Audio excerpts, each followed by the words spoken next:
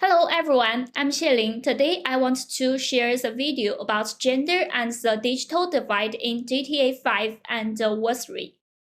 Firstly, by analyzing the sexism that exists in the game and how women's roles are defined and presented in the game. Secondly, by analyzing the design visuals in terms of women's physical characteristics and the presentation of women's image in the game, as well as the change in the women's role throughout the gaming environment and how women are defined as objectified in the storyline, and the current situation of women's workplace in the gaming industry.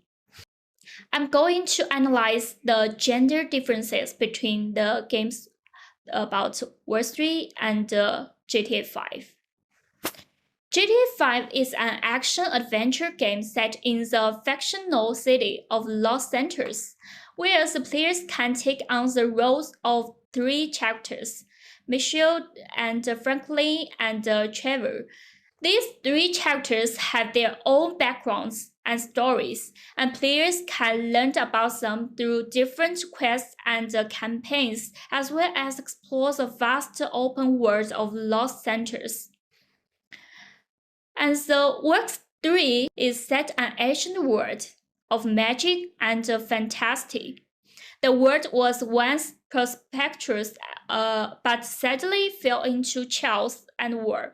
The world is plunged into darkness and turmoil as fires conflicting erupts between different forces and nations. In these words, the players take on the role of a hero who is called upon to save the world from this threat. The player's mission is to solve the mysteries of the world, eliminate the force of evil, and restore peace and order.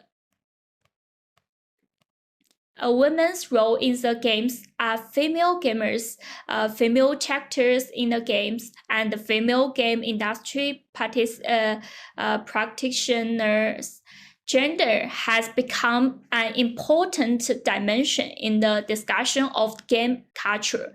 In an area where male perspectives dominate video game discourse, the game industry, game turtle, and gamers have come together to construct a mass of femininity, or to put it in gaming terms, a gendered game of parenting. And how games attribute gender. I think the first step is female symbols in the gaming world are product of pandering to male interests. Female characters in games have prominent female breasts and legs, and there is a lot of nudity. It seems that the reason for female characteristics to exist is to satisfy the sensual needs to male gamers. In this atmosphere, male gamers have the right to comment on the female character's bodies. And the second step is let game characters break through the sub-dimensional world. More women have become symbols in game culture, such as game boss models and game authors. In the offline real world, game campaigns and the game media often work hand in hand to present the image of women in the second dimension to the eye of the players through cosplays. And the third stage is the design team does not reject women, but considers the needs of male gamers.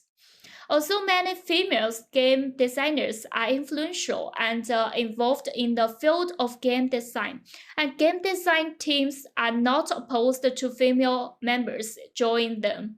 In order to make their work successful and profitable, many female designers have to currently grasp and need to male gamers and create games from a male perspective. Here's what we can see about the male to female ratio of gamers in the United States from 2006 to 2023. In 2006, 68% were male and 72% was female. But by 2023, women will make up 46% of US gamers. Almost half of gaming audience in the United States are female. This development has been ongoing for years, and whereas women are underrepresented in games media and the industry, they make up a sizable chunk of gamers and spending power. There are some differences in terms of genre preferences, but as a whole, female gaming audience in the United States are just as engaged as their male counterparts. By analyzing these two games in depth, I will illustrate in a few ways the gender differences that exist in online games. First is the underrepresentation, the relative purity of female characters. In terms of the gaming landscape as a whole, the vast majority of games feature heterosexual men as postgraduates.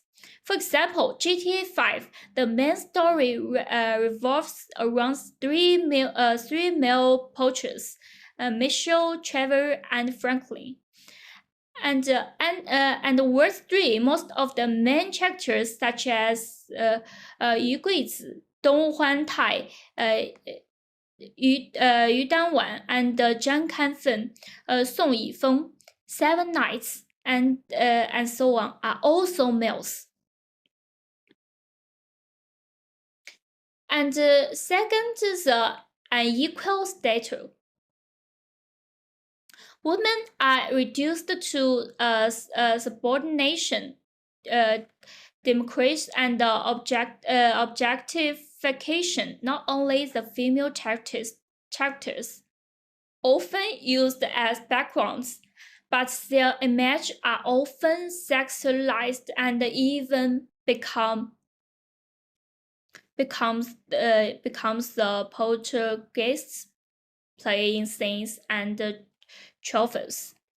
For example, GTA5 features posers and strips club for heterosexual men, and players can even have special interactions with the women. And third is stereotypes. Female characters are limited to specific cultures. Even though women are commonly found in the games, a large number of female characters are subordinate in nature, or even highly sexualized, such as sex workers. GTA5's a hot woman, Yurla Tanisha, and Desanta. In addition, female NPCs, even if they are important characters in the games, are often portrayed as weak and in need of protection or even resource by the male protagonists. For example, the symbol of the weak of Binxintang in World3. Lack of equal respect, industry, community, consent, and advertising are unfriendly to women. The top 5 issues facing women in the gaming field. First is the problem of invisibility. Second is limited education. And third is the sexualized environment. And fourth is sexist advertising. And fifth, online harassment. And we also can see the news about Gradient, about GTA5. Invisible problems. Female characters in games are often stereotyped, and even in real life, the gaming industry and the gamer communities have stereotypical perception of the female gamers. The team educationally restricted refers to an environment that is not easily accessible to women. Sexist adverts often have the effect of reinforcing stereotypes. The problem of online harassment is not only online but also in real life. The game gets controversy in the United States, resulting in at least 3 feminist activists and female gamers in the gaming industry receiving threats of the violence and even deaths. And gender differences in storylines. I can see plot and sexuality connections. One of the main characters in GTA 5, Charlie, has a complicated relationship with his ex-girlfriend, has given us a glimpse of his convoluted sex life. And second is club and dancers. In the game, the players can visit several nightclubs where dancers provide a player with dancing performances. And third is random events and sexual content. The world of the GTA 5 is filled with various random events, some of which involve sexual themes. For example, players may encounter role sleepers in need of help or women in prostitution. Exploration of gender stereotypes in video games. First is research design. And gender equality is significant, with men making up and the majority of developers, and important searching and development jobs always being filled by men. And second is game context. Storylines, characters, datings, game roles, and promotional materials, and deeply embedded in a male-dominated, male-designed framework. Within this framework, soft-core pornographic content that objectifies women in a sexually suggestive manner has always been an important component of the video game economy and carries a enormous commercial value. And third is game participation. Female players in online games participate in the game as second-class players. Information disseminated in the mass media carries as it many forms about gender expression, stereotype characterization of masculinity, and can create knowledge gaps between genders.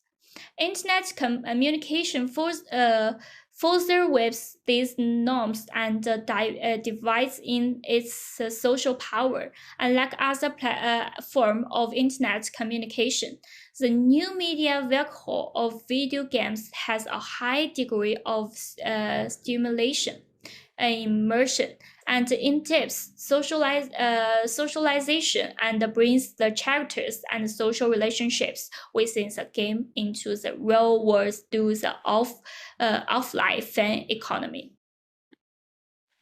That's all. Thank you.